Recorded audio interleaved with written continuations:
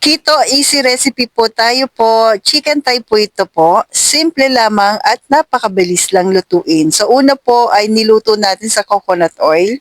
Pinirito lang po natin yung ating chicken thigh. Asin lang po yung nilagay ko po. Then add po tayo ng butter. Then garlic. O di ba po? So naisip niyo na po ba kung anong klaseng luto po ito? Then after niyan po, nilagay ko na po yung ating piniritong manok. Alam niyo po ba na ang chicken thigh ay mataas sa protina at fats na siyang kailangan natin sa ating paglo-low carb. After niyan, naibalik po natin, mag-a-add po tayo ng lemon.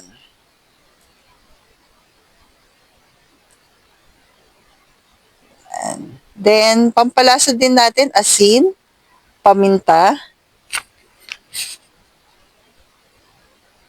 Tapos, nag-add po ako ng basil. So, ayan na po. Pagkakulo, meron ka na pong healthy keto meal.